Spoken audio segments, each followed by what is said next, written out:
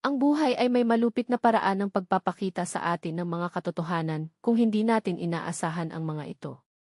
Iyon ay kung paano, sa aking ika-50 kaarawan, nagpakita siya sa aking bahay kasama ang kanyang kasintahan sa tabi niya, na parang siya ang pinakanatural na panauhin sa buong mundo. Hindi nakakagulat, alam ko na ang lahat.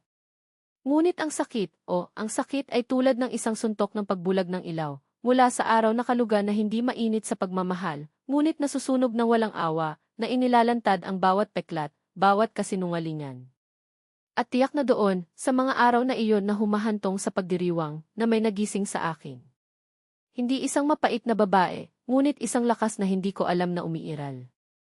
Ang bawat sinag ng sikat ng araw na pinutol sa mga ulap sa ibabaw ng mga buro ng Smolensk ay tila bumulong, ngayon ang iyong tira, Tamara. Lumiwanag para sa iyong sarili, hindi para sa sinumang iba pa. Sino ang aakala na ang paglapit sa 50 ay magpapasaya sa akin kaysa sa ginawa ko sa aking kabataan? Ang aking buhay ay palaging isang mahuhulaan na gawain, mga listahan ng grocery, nagmamadaling hapunan, mga dingding na humawak ng bigat ng mga taon ng mga obligasyon. Ngunit bigla, ang parehong 3 silid na apartment, na nakasaksi sa napakaraming mga katulad na araw, ay napuno ng bagong enerhiya. Ang mga dingding na dating tahimik ngayon ay huminga ng inaasahan. Ang aking mga kamay, na ginamit sa paghugas ng pinggan at natitiklop na damit, ay nagkamit ng isang bagong layunin, pagpaplano ng bawat detalye ng isang kaarawan na hindi lamang isang pagdiriwang, ngunit isang pahayag. Isang pagdiriwang ng babaeng ako ay naging, kasama ang kanyang mga laban, ang kanyang mga tagumpay at maging ang kanyang mga sugat. At pagkatapos ay dumating sila, ang aking mga anak, sina Lena at Kirill, na sumisid sa akin sa kasalukuyang paghahanda na ito. Si Lena, kasama ang kanyang mga mata na nagnininging tulad ng mga bituin, iminungkahi, "Nanay, paano kung pinalamutyan namin ang lahat ng Ostromeria at gintong ribbons? Gusto mo ito? Isipin kung ano ang magiging hitsura nito." Ang bawat kilos niya ay isang salamin ng aking sariling puso, ang parehong sigasig na nagpapasigla sa akin, bago ang magagandang bagay, sa parehong paraan ng pagbibigay sa mga pangarap ng walang pag-iwas sa anumang pagsisikap. Si Kirill, ang aking seryosong batang lalaki, na nagtatago ng kanyang lambing sa likod ng isang maskara ng pagiging praktiko, ay nakatingin na sa computer. "Tingnan mo, nanay, nakakita ako ng isang bahay ng bansa na may balkonahe, tulad ng mga nasa magasin. Perpekto para sa mga larawan na gusto mo." Ang kanyang tinig, ngayon firmer, ay nagdala pa rin ng tamis ng isang ngiti na sinindihan ang buong mukha niya. Ginugol namin ang maraming oras sa paglipas ng mga katalogo, mga grupo ng inspirasyon, tinatalakay ang mga garland, menu, musikero. Paano ang tungkol sa isang saxophonist? Upang ibigay ang kapaligiran na iyon.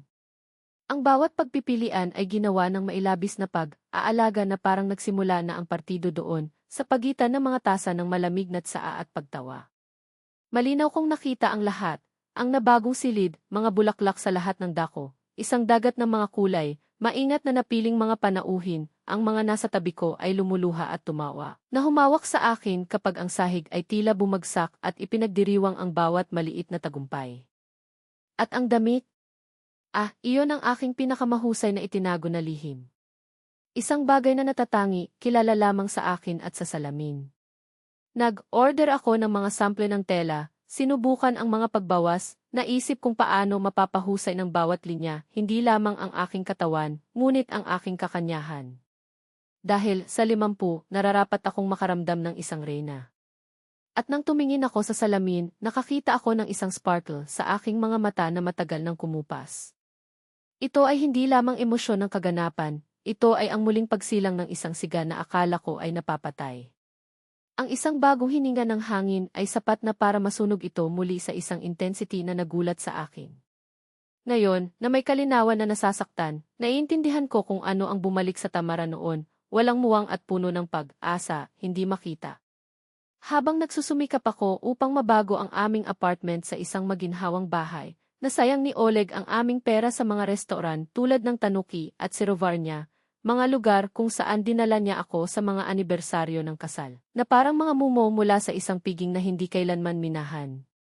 Ang mga regalo na pinangarap ko lamang kapag aalis ng mga katalogo, mga paglalakbay sa Sochi, naglalakad kasama ang gintong ruta para sa akin, ang lahat ay walang iba kundi ang mga magagandang larawan sa social media. Ang bawat roble na ginugol sa kanya ay isang ped.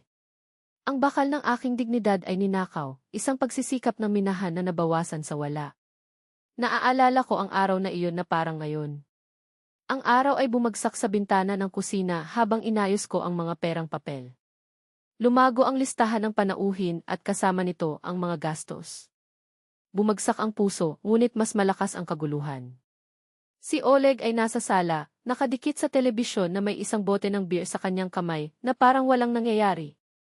Tinipon ko ang lahat ng lakas ng loob na naiwan ko at, na may isang lambing na iginiit pa rin, tinanong ko, Oleg, 50 taon na. Tumalikod siya, at ang nakita ko sa kanyang mga mata ay pinalamig ang aking kaluluwa.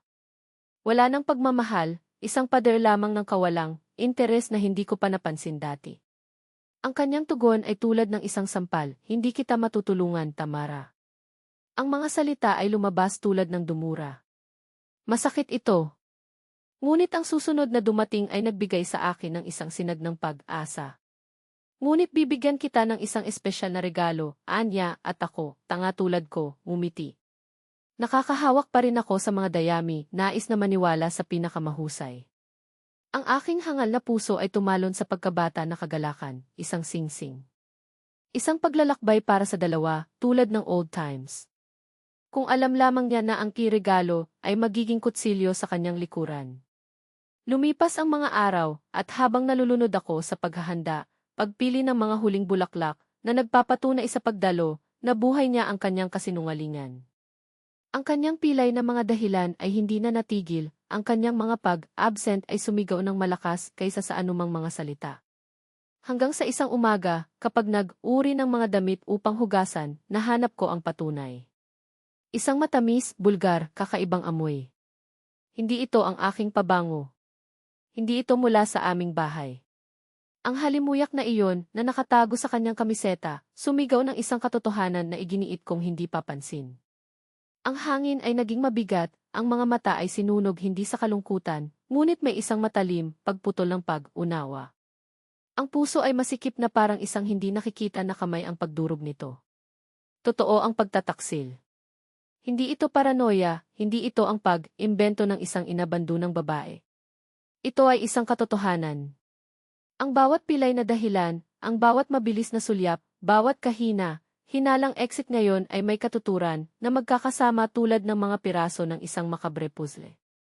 Ang espesyal na regalo ay kinuha sa isang bagong kahulugan, madilim, malupit. Noong umaga ng aking kaarawan, ang araw ng kanuga ay nagniningning, ngunit may isang bagay na pinipilit sa aking dibdib. Nagbihis ako ng isang halo ng kagalakan at isang pakiramdam na hindi ako mag-iisa.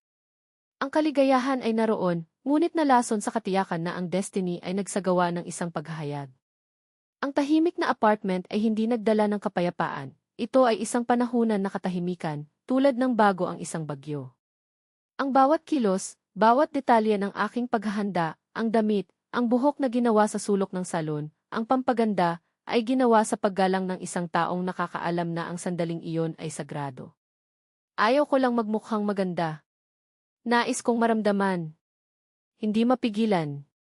At doon, sa harap ng salamin, inayos ko ang huling strand ng buhok na may mga kamay na hindi umiling sa kabila ng kaguluhan sa loob ko. Umiti ako, isang ngiti na nagkakahalaga ng dugo, ngunit aking. Tamara, ngayon ikaw ay lumiwanag, bulong ko sa aking pagmuni, at hindi ito isang banal na kasinungalingan. Hindi para sa kanya. Hindi kailanman para sa kanya. Ito ay para sa akin, para sa babaeng nakaligtas sa walang tulog na gabi na nagtatanong sa bawat buntong, hininga, bawat pilay na dahilan, bawat kakaibang pabango na natigil sa kanyang balat tulad ng isang pangalawang balat. Hindi ko alam na, sa loob ng ilang segundo, ang apartment na iyon, ang aking kaharian, ang aking santuaryo, ay magbabago sa entablado ng isang nakamamanghang tanawin na markahan ako magpakailanman. Hindi nagbukas ang pinto. Siya ay nasira. Hindi sa pamamagitan ng hangin, hindi sa isang huli na panauhin, ngunit ni Oleg, na sumabog sa kalawakan tulad ng isang laso na talim, pinutol ang hangin na may karahasan na pinalamig ang aking dugo. Ngunit hindi ito ang kanyang presensya ang pumatay sa akin. Siya ito. Ina. Ang manliligaw. Ang anino na gumapang sa paligid ng mga sulok ng aking buhay ng maraming buwan, ngayon ay magkasama sa aking pahihirap, sa aking tahanan, ang lugar kung saan pinalaki ko ang aking mga anak, kung saan ang bawat pagtawa ay sumigaw sa mga dingding tulad ng isang pagpapala, kung saan ang bawat peklat mula sa aming nakaraan ay inilibing sa ilalim ng mga patong ng pintura at mga alaala. Sa araw ng jubilee ko, tumakas ang hangin mula sa aking baga. Huminto ang oras. Hindi ito tahimik. Ito ay isang vacuum, isang itim na butas na sinipsip ang lahat ng oxygen, lahat ng pag-asa, ang lahat ng harapan ng normalidad na maingat kong itinayo. Ngumiti si Ina. Ang mga labi na iyon ay pininturahan ng parehong kolorite na natagpuan ko ang paglamlam ng kanyang panyo sa bulsa ng kanyang jacket.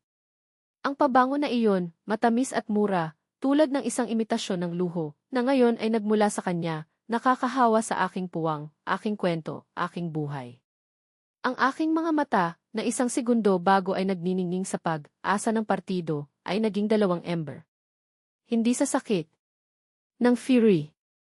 Isang fury na sobrang puro, kaya primitive, na hindi ko alam na mayroon ito sa loob ko. Tinitigan ako ni Oleg ng kinakalkula na lamig. Walang pagsisisi. Walang kahihiyan. Lamang na ang pag-aalipusta ay dapat na siya ay nag-ensayo sa salamin, tulad ng isang aktor na naghahanda ng kanyang malaking finale. At pagkatapos, nagsalita siya. Ang mga salitang iyon ni. Ang bawat pantig ay isang welga ng kutsilyo, matalim at tumpak. Narito ang iyong regalo, Tamara, Anya, na may isang kabalintunaan na inilaan upang maging malupit ngunit tunog lamang. Masanay na ito. Lantaran, iyon ang nararapat sa iyo. Ang epekto ay dapat nasirain ako. Dapat ay lumuhod na ako, sumigaw, hinugot ang aking buhok tulad ng isang magiting na opera sa sabon. Pagkatapos ng lahat, hindi ba iyon ang inaasahan ng mundo mula sa isang babae na ipinagkanulo, napahiya, durog sa kanyang sariling tahanan, sa araw na dapat ay sa kanya? Ngunit isang bagay sa loob ko ang tumanggi na sundin ang script. Nanatiling tuyo ang aking mga mata. Ang aking gulugod, tuwid. At pagkatapos, tumawa ako. Hindi ito isang galit na tawa. Hindi ito isang disgist na sigaw. Ito ay ang tunog ng isang babae na, pagkatapos ng mga dekada ng paglunok ng mga palaka, sa wakas ay naglabas ng lason. Isang tawa na matalim na dapat ay umalis sa mga marka sa mga dingding. Iyon ba ang mayroon ka, Oleg? Hindi umiling ang boses ko. Ito ay bakal. Sa palagay mo ba ay nakakabagabag sa akin? Ang pagtawa ay sumigaw sa silid, pinupuno ang bawat sulok ng isang enerhiya na napakapal na kahit na si Ina ay nag-recoiled, ang kanyang maskara ng kumpiyansa na gumuho tulad ng basa na plaster. Nawala ang kanyang ngiti, pinalitan ng isang gulat na maaaring masarap makita. Sa palagay mo sinira mo ba ako? Humakbang ako ng isang hakbang at ang bawat salita ay isang martilyo. Alam ko ang lahat. Ang bawat kakaibang amoy sa iyong Amerikana. Ang bawat pilay na at meeting late na dahilan. Tuwing gabi ang iyong mga mata ay kumislap ng ibang bagay kaysa sa pag-ibig sa akin. Naghintay ako. Hayaan kang maghukay ng iyong sariling libingan. Lumingon ako sa Ina, ngayon ay maputla, ang kanyang mga mata ay tulad ng mga hayop na may corner. At tumawa ulit siya, sa oras na ito na may halos sakit na kasiyahan. Ang kabalintunaan ay napakakapal na maaari mong i-kot ito ng isang kutsilyo. Naisip niya na nakakagulat siya sa akin, ngunit ang tanging sorpresa ay siya, isang tao na nahulaan na kahit na ang kanyang pagtataksil ay klitsch. Ang tawa ay nakabitin pa rin sa hangin nang marinig kong nagmamadali ang mga yapak sa pasilyo. Lena at Kirill. Mga anak ko. Pumasok sila sa silid kasama ang party na kumikinang sa kanilang mga mata, hanggang sa makita nila iyon. Ang nakamamanghang tanawin ng kanyang ama ay itinanghal. Ang kanilang mga mukha ay nagyelo. Ang pag-unawa ay tumama sa kanila tulad ng isang bolt ng kidlat. At pagkatapos ang mundo ay tunay na gumuho. Si Lena ang unang umepekto. Ang kanyang katawan ay nanginginig sa galit na napakatindi ng pakiramdam na parang mawawala siya. Dinala mo ba siya dito? Ang kanyang hiyawan ay isang lindol, isang akusasyon na hindi lamang tumama kay Oleg ngunit sinunog ang ina tulad ng asid. Sa araw ni nanay. Sa aming bahay. Ang tinig ng aking anak na babae ay isang serrated na kutsilyo, na pinuputol ang bawat salita na maisakit na naramdaman lamang ng isang ipinagkanulo na anak na babae. Si Kiril, ang aking anak na lalaki, na karaniwang pinigilan, ay pinangunahan ang kanyang mukha sa isang grimace ng kasuklam, suklam na napakalalim na parang magsusuka siya. Wala ka, tatay. Isang zero. Ang parirala, simple at brutal, ay nakabitin sa hangin tulad ng isang pangungusap. Ito ay hindi lamang galit. Ito ay hinahamak. Ang uri ng pag-aalipusta na sumisira sa isang tao, na binabawasan siya sa abo sa harap ng kanyang sariling mga anak. Sinubukan ni Oleg na sabihin. Binuksan niya ang kanyang bibig, ngunit ang mga salita ay namatay bago sila ipinanganak. Ano ang masasabi niya? Anong dahilan ang napagtagumpayan mo upang bigyang katwiran iyon? Ang kanyang mga anak ay hindi nais na marinig ito. Ang kanyang mga mata, ang parehong mga mata na minsan ay tumingin sa kanya ng paghanga, ngayon ay durog siya ng bigat na walang makaya. Siya! Ang mahusay na Oleg, ang hindi napapansin ay hubad. Hindi para sa pagkakanulo. Para sa duwag. Si Ina, na tila may kumpiyansa na mga segundo na ang nakakaraan, ngayon ay isang napahiya na anino. Ang flush ay kumupas mula sa kanyang mukha, pinalitan ng isang maisakit na palyor. Dapat na naiisip niya ang eksenang ito, marahil sa pagtawa, na may tagumpay, na may pakiramdam na nanalo. Ngunit walang tagumpay doon. Ang hubad na katotohanan lamang, siya ang nanghihimasok. Ang kakaiba. Ang babaeng, nang hindi alam ito, ay naging kasabwat sa isang krimen, laban sa kanyang sariling pamilya. Nang walang isang salita, nang walang paalam, pinalabas niya ang pintuan tulad ng isang mouse, na iwan lamang ang murang amoy ng kanyang mga pabango, isang landas ng kahihiyan na naghalo sa mabibigat na hangin ng silid. Nang bumagsak ang pintuan, isang makapal na katahimikan ang pumalit sa apartment. Si Oleg, na minsan ay nagpapataw, ngayon ay tila nalalanta, na para bang sinipsip ng kanyang mga anak ang lahat ng kanyang kakanyahan. Huminga ako ng malalim. Isang mahabang buntong, hininga, na pinalayas ang lahat ng mabulok mula sa sandaling iyon. Ang aking mukha ay walang kabuluhan. Walang luha. Walang kahinaan. Isang pagpapasya lamang ng granite.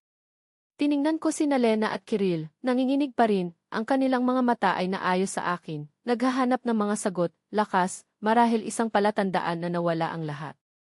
Ang aking tinig, kalmado at matatag, sinira ang katahimikan. Tayo na. Inabot ko sila. Walang drama sa tono ko. Walang awa sa sarili. Ang katiyakan lamang na ang buhay ay hindi tumigil doon. Ang pagdiriwang ay hindi pa tapos. Tinitigan nila ako, nagtaka. Hindi dahil sa eksena na kanilang nasaksihan, ngunit dahil sa aking reaksyon. Sa pamamagitan ng aking lakas. Dahil tumanggi akong maging basag na babae, ipinagkanulo, durog sa lupa. Ako ay isang 50 taong gulang na babae, at sa gabing iyon, higit pa sa dati, ako ay reyna. Mga oras pagkatapos ng bagyo, ako mismo ang pinlano kong maging. Hindi bilang isang nakaligtas. Tulad ng isang tagumpay. Ang sala ay nakamamanghang.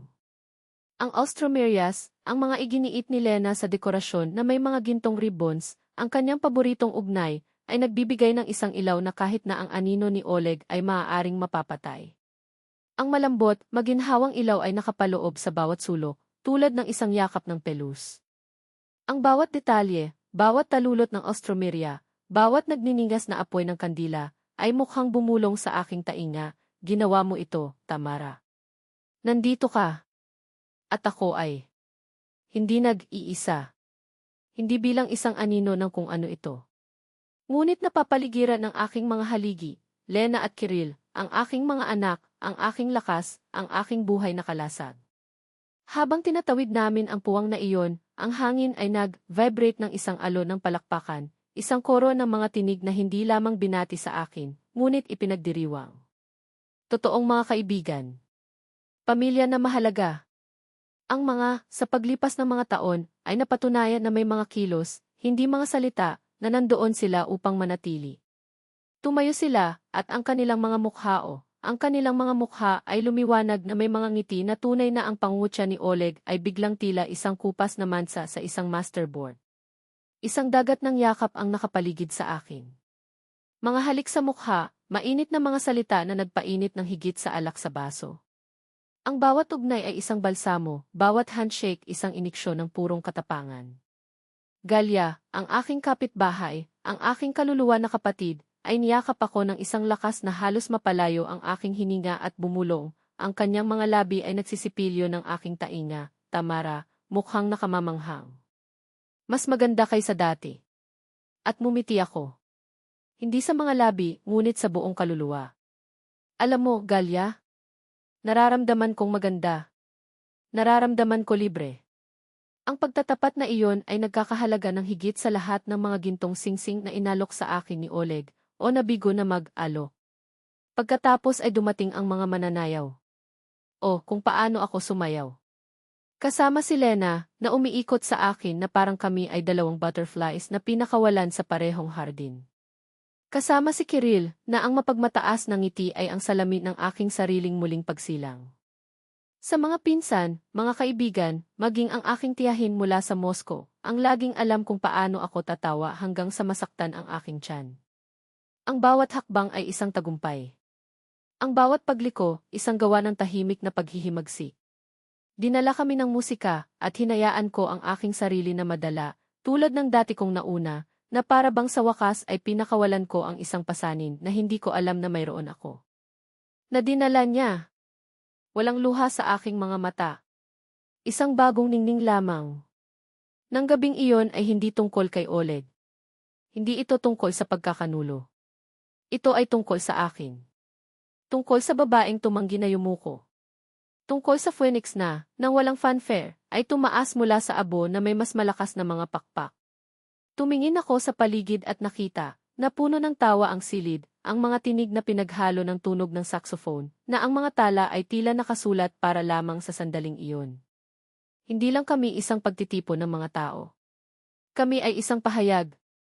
Ipinagdiwang namin ang aking 50 kaarawan, ngunit, higit sa lahat, ipinagdiwang namin ang kalayaan. Ang kalayaan na maging palagi akong dati, nang walang mga dahilan, nang walang mga konsesyon. Nang walang pag-urong sa aking sarili upang magkasya sa mga hulma ng ibang tao. Sa pagitan ng mga twinkling lights ng mga garland at ang nakakahawang ritmo ng live na musika, may kumakanta sa akin. Hindi ito ginhawa. Ito ay tagumpay. Ang bawat toast, ang bawat baso ng vodka ay nakataas sa kalangitan, ang bawat salitang sinasalita sa pagitan ng pagtawa ay mga linya mula sa isang himno, ang himno ni Tamara na, laban sa lahat ng mga logro, ay pinili ang kagalakan sa kapaitan. Ang aking mga anak ay tumingin sa akin ng isang pagmamataas na nagsunog ng mas maliwanag kaysa sa anumang apoy sa kampo. Sa mga mata ni Lena, nakita niya ang paghanga sa kanyang ina na hindi nasira. Sa yakap ni Kiril, naramdaman ko ang lakas ng isang tao na, sa kabila ng nasugatan, ay pinili na manatili sa tabi ko. Nanay, bulong ni Lena, pinipiga ang aking kamay na parang kinatatakutan na mawala ako. Ikaw ang pinakamalakas na babaeng kilala ko. At si Kiril, na may ngiti na iyon ay minana niya sa kanyang ama, ngunit kung saan, nagpapasalamat sa Diyos, nagsuot siya ng isang tamis na hindi alam ni Oleg na mayroon siya, hinila ako. Sinabi ng yakap na iyon ang lahat, narito kami. Palagi. Sila ang aking port, ang bato ko. At para sa kanila at para sa akin, magpapatuloy akong tumayo. Ang partido ay tumagal hanggang sa madaling araw.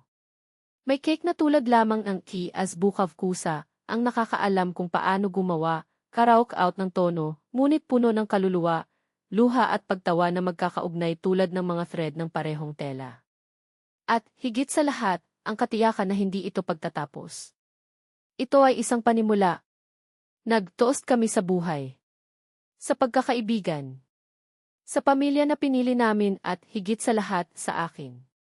Sa babaeng, sa harap ng bulgar na kalupitan, pinili ang dignidad. Sa pamamagitan ng ilaw. Para sa kalayaan. Si Tamara de Kaluga ay hindi na biktima. Siya ay isang nagwagi. At ng gabing iyon, ang gabing iyon ay buhay na patunay na. Sa mga araw na sumunod, ang lungsod ay tila nagsusuot ng mga kulay na hindi ko pa napansin dati. Mas magaan ang hangin. Ang araw mas ginintuang. Ang diborsyo, na naisip ko ay magiging isang iginuhit at masakit na proseso, ay sumusulong sa isang halos ironic na bilis na parang kahit na ang burokrasya ng Russia ay alam na oras na upang isara ang kabanatang iyon. Walang mga drama. Walang sumisigaw. Ang mga papel lamang na sign na may parehong pagpapasya kung saan ang isa ay lumiliko ang pahina ng isang masamang libro na sabik sa susunod. At Oleg. Nagsimulang maunawaan si Oleg, huli na ang bigat ng kanyang mga pagpipilian. Ang tao na naisip ang kanyang sarili na tuso, kaya superior, ngayon ay gala sa aming dating treshka, tulad ng isang walang layunin na multo. Ang bahay, na dating puno ng pagtawa at mabilis na paghugas ng pinggan, ngayon ay isang mausoleum ng kanyang mga ilusyon. Lumipat ako. Ang aking mga anak, ang mga higanteng puso, ay nagrenta sa akin ng isang apartment sa gusali sa tabi ng pintuan. Hanggang sa bumili kami ng isa para sa iyo, nanay. Upang magsimula mula sa simula, sabi nila na may kabigatan na nagpapasigaw sa akin, hindi sa kalungkutan, ngunit may pag-ibig na labis na nasaktan. Si Oleg, naman, matapos mawala si Ina mula sa kanyang buhay nang mabilis na lumitaw, tulad ng isang panaginip ng lagnat na nawala sa madaling araw, ay nagsimulang muling bisitahin ang kanyang ipananakop. At natuklasan niya na may kapaitan na hindi pa niya mahal si Ina. Hindi sa kanya, hindi sa iba. Ang hinahangad niya ay hindi pagnanasa, ngunit ang kasiyahan ng pagkakanulo, ang adrenaline ng ipinagbabawal, ang napalaki na ego ng pakiramdam na nais, ang ilusyon ng pagiging dalawang lalaki sa isa, ang nababato na asawa at ang mahiwagang magkasintahan. Kapag ang bago ng bago ay nawala, kapag wala ng mga kasinungalingan na maghabi o mga panganib na kukuha, si Ina ay walang iba kundi ang ibang anino sa kanyang walang laman na buhay. Nahulog ang faker. At kung ano ang nakanganga sa kanya ay hindi ang kalungkutan, ngunit ang katotohanan na hindi ko binigyan siya ng kasiyahan na makita akong nawasak. Walang mga eksena. Walang mga luha o banta sa publiko. Hindi ako nagmakaawa. Hindi. Nagpaalam ako. Ang aking kawalang interes, ang kalmadong katahimikan na ito sa harap ng kanyang pagtatangka na ipahiya ako, ay ang kanyang pinakamalupit na pagkatalo. Inaasahan niya ang digmaan. Natagpuan ang walang bisa. At kawalan ng laman, mahal kong Oleg, ay higit na nakakatakot kaysa sa anumang galit. Ang aking katahimikan ay nagambala sa kanya dahil walang reaksyon upang bigyang katwiran ito, walang labanan upang baluktot ang katotohanan. Siya ang kontrabida sa kwentong ito. At ang iyong mga anak, ang kanyang mga anak. Si Lena at Kirill ay hindi nakipag-ugnay sa kanya sa isang angkop na galit. Ginawa nila ang isang bagay na mas masahol pa, tinatrato nila siya ng magalang na lamig ng mga estranghero. Walang sumisigaw. Walang mga slamming door. Lang. Distansya. Binabati kita ng mga mensahe na wala sa obligasyon. Kinansela ang mga pagpupulong.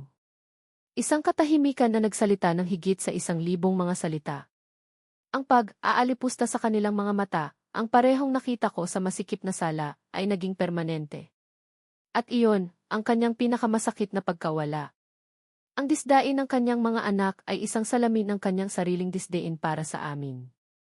Ngunit kung ano ang tunay na kumonsumo sa kanya ay pinapanood ako na sumulong. Walang put. Nang hindi lumingon, umunlad ako sa katahimikan tulad ng isang bulaklak pagkatapos ng bagyo.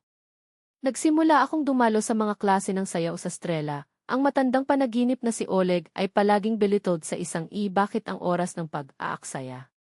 Nag-sign up ako para sa mga klase sa pagluluto sa Dom Culturi na pinaperpekto ang mga recipe na alam ko ngayon ay sinadya upang punan ang aking kaluluwa, hindi iyon ng isang walang pasasalamat na asawa. Lumabas ako kasama ang mga kaibigan. Tumawa ng malakas.